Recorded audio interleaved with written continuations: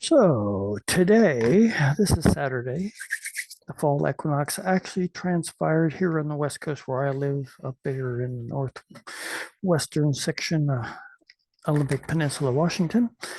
Last night around midnight, and that's a dynamic change of energy that I'm going to give you just a little bit of astronomy here to start this consideration. The Earth basically is it spins around every day, 24 hours, makes a rotation. It's also going around the sun. That takes us 365-ish days.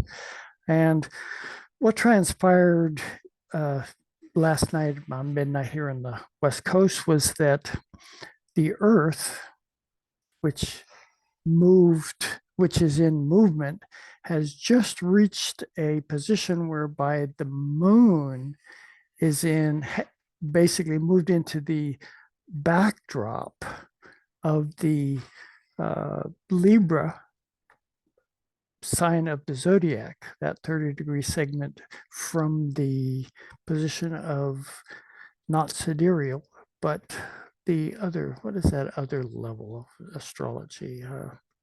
Zodiacal astrology. Yeah. And because of that, when you look at a chart, let's bring up a chart just for giggles. When you look at a chart here, like actually, let's back up a couple of days. The sun here sits in Libra, this center core part of the chart. Yeah, that center core part of the chart is basically, that's the Earth sitting right here in the middle. And opposite the Earth is Aries, which is, the sun has gone into Libra, Earth, Aries. And that's the reason that I'm bringing that up today and for this week's consideration is the fact that sometimes we overlook the fact of, the essential character of the sun moving through any particular zodiacal sign as being, so paramount that we forget the significance of the sign opposed to where that sun is.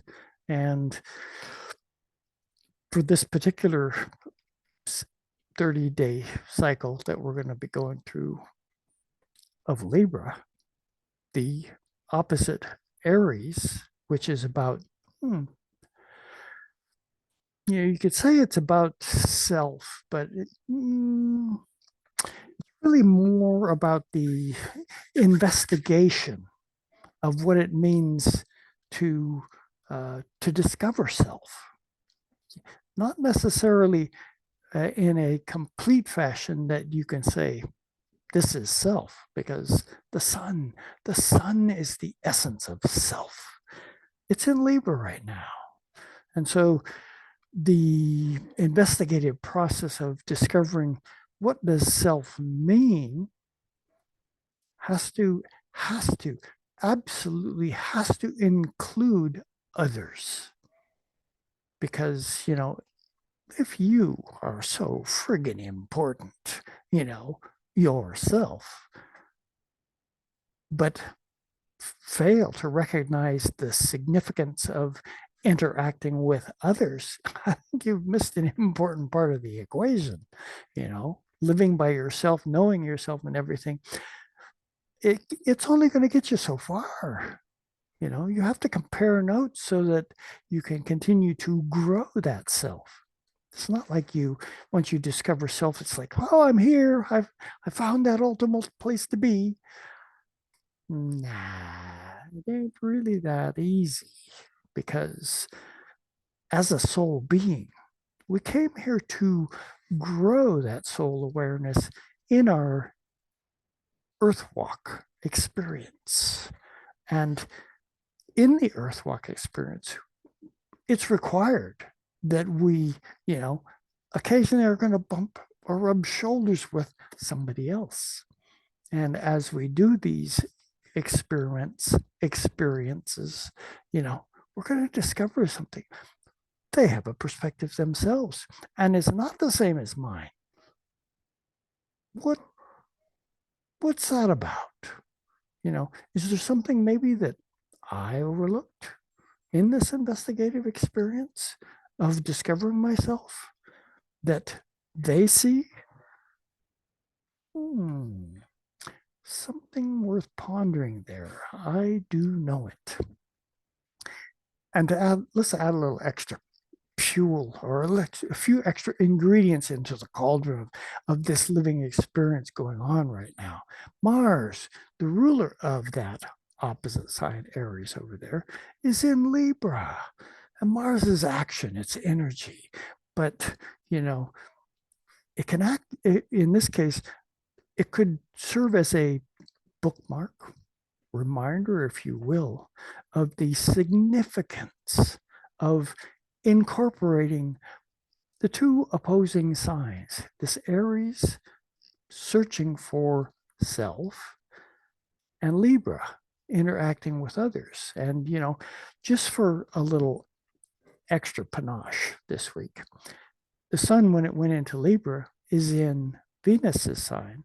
Venus is in Leo, which is ruled by, yes, that solar orb, the sun. Yeah. So these guys, they're in each other's signs. So they're, and if you just think about the sun in Leo, there's a strong drive in that Leonian perspective that is aimed at discovering ourselves in very unique fashion by expressing, putting it out there and seeing what kind of input's going to come back to give us insight into that self that we're developing.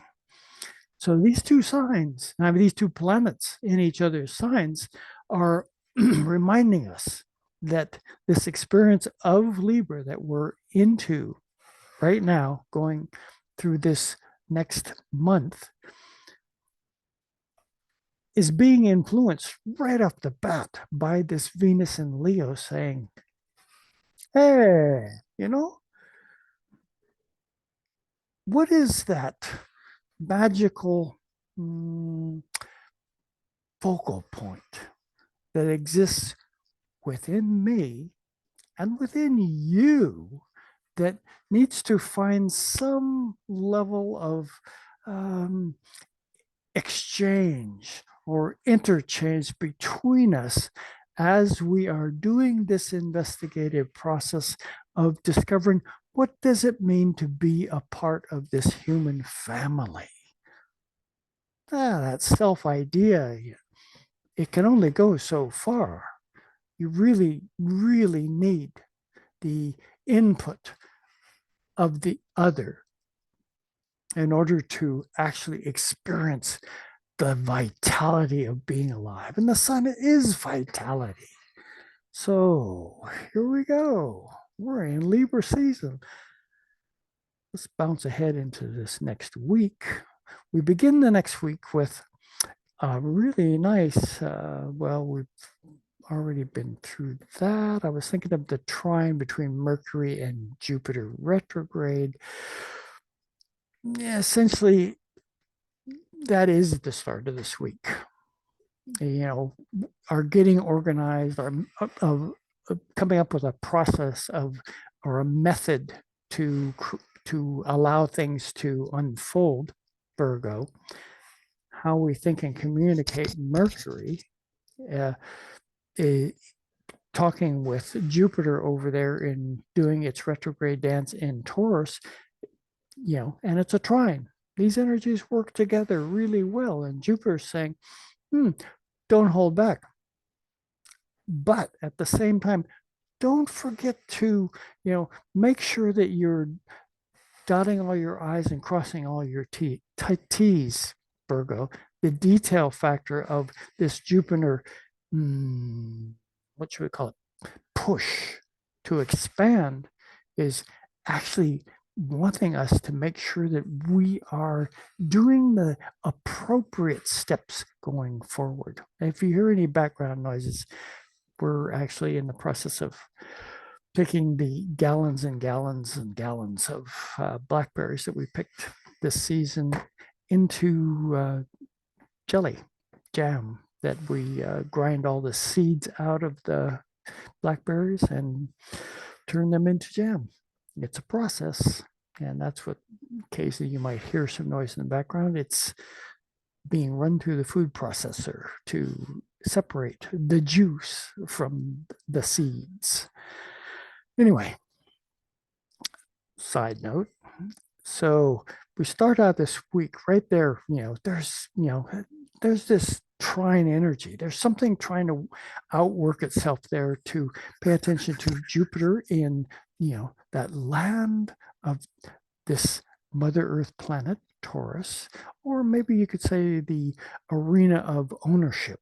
That's another Taurian kind of thing that uh, we might, from our mercurial standpoint, wonder, you know, have I been inclusive enough of what it is that I understand ownership to be, that I'm not leaving something important out of it? I'm as soon as I say that, I get this, tap on the shoulder, shall we say, from my indigenous ancestors are saying, what do you really own? Is it really ownership, or is it perhaps just the responsibility of caretaking something?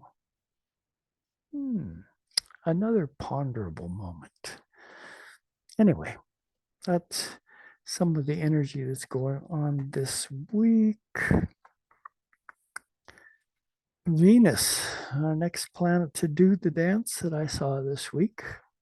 And after all, we're in Libra, so Venus has always got something to say. You can kind of see it here at 20 degrees of Leo. It's moving up on a square to Uranus, also retrograde over there in Taurus. And so here we go. We're at, just like that, we're all the way to Friday. 22 degrees of Leo and 22 degrees of Taurus, a square, what might be, excuse me,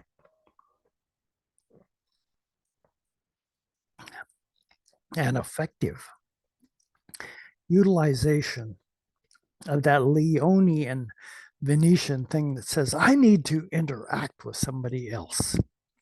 And Uranus is saying, yeah, if you're going to do that, don't forget the opportunity to, really get things shaken up, or recognize that things are being shaken up around you, is transpiring. It's a square, it's kind of it's a challenging energy that doesn't say, I'm going to make things work smoothly for you. Oh, no, not. It's going to be something that, it will shake you. And these are fixed signs. It's not something that you can kind of say, yeah, well, it's just kind of a minor thing. I don't really need to pay much attention to it. Oh, no, not. We're talking Venus, the ruler of Libra, where the sun is right now. And by the way, also Taurus, where this Uranus is.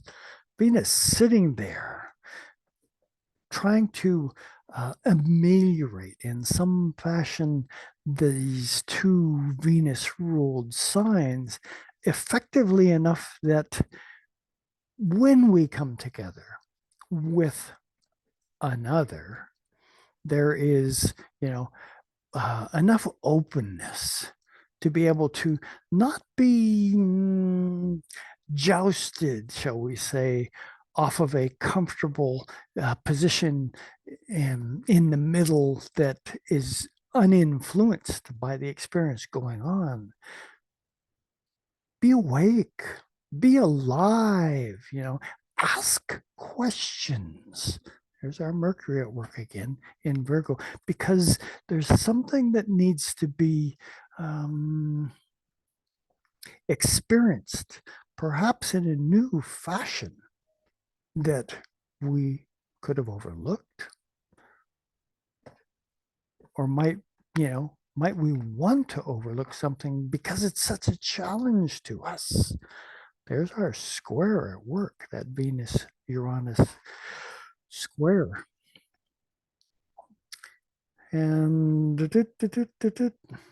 oh yeah, also on this day, if you look, you can kind of see the moon over here at 9 degrees, sun at 6 degrees. Since I'm doing these charts for 8 o'clock in the morning, and the moon moves a degree every 2 hours, we got 3 degrees. So that means 6 hours ago. So about 2 o'clock, real early in the morning, full moon taking place across this axis of Libra and Aries. Once again, something is tapping us on the shoulder, as kind of like a reminder to say, are you paying attention to the energy signatures of what self means, as this maximum solar reflected light from the moon over there in Aries is, being stimulated, curious about levels of what does it mean to be a self, and the vitality of interacting with other people to discover the answer to that question. This is some of the flavor of this particular full moon. And this is a Friday night full moon. People are, I need to break from the workaday world and stuff. I need to get out and kick out the jams and that kind of stuff, and do it cautiously. You as an individual are, all of us for that matter, right now in the Libra dance, are required to pay attention, just to perhaps a little bit more specifically, to what is transpiring between us. What is it? I mean, really, beyond just the ideas of this is going to enhance my world, this is something that I really want, without necessarily taking into consideration the effects one might have on someone else. A little short-sighted.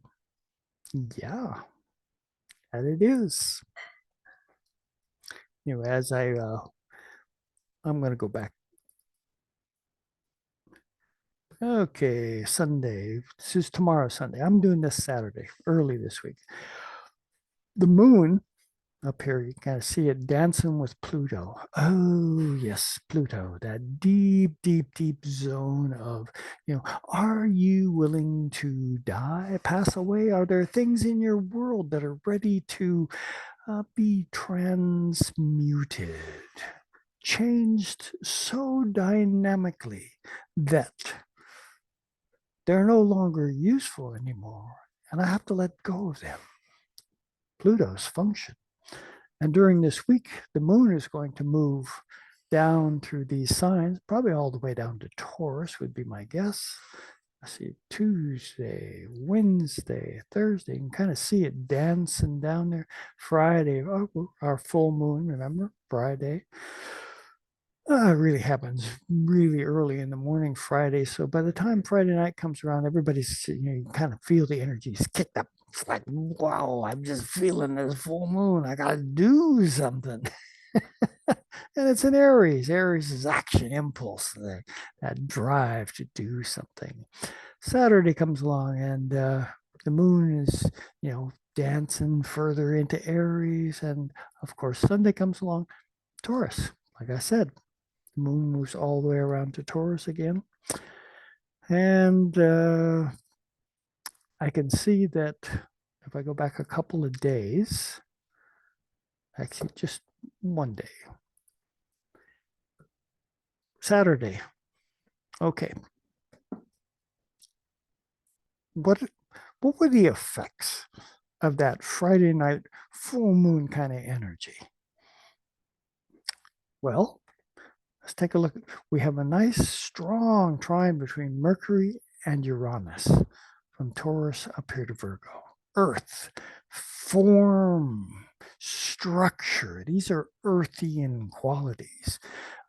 Mercury and Uranus are octaves of one another. Mercury, how we think and put things together. And Uranus is what can we do with those factors that we have fabricated into inventing something that, or creating a different way to put factors together so that something new can be invented. This is the energy of Mercury and Uranus at work with one another. And on a trine in earth signs, do you think that maybe there might be some physical event, physical experience, physical product that is stimulating you in such a fashion you say, I need to try that. Yeah, I need to try that. After all, life is an experiment. And the soul development that we are intended to participate in is to, take chances, see where the growth factor is going to be inspired. That's to breathe into your living experience, awareness and awakening to something brand new. That's kind of the energy that I sense. We're not doing this alone either. Remember, we're in Libra season. Don't forget to include others in your considerations as we go forward with this month. So welcome to the first week of Libra, and do it with the help of your friends. Have sayings, things that come out. The difference between a stranger and a friend is that a stranger is a friend that you have not met yet. Don't be too quick to judge someone else, because all you're really doing is you're taking a fabrication of what it is that you understand yourself to be and projecting it on them. Do you have the capacity to listen? I mean, really hear what is transpiring before the machinations of your own mental gymnastics jump in and muddy the waters. Wake up. Pay attention to one another. This is the season of Libra. Self and the interaction with others are knocking on the door of your soul awareness and saying, what can we do together? We're in the Libra season. Together is the key. Ciao for now. See you all next week. And good luck on that road of working with others. We're all going to learn a lot.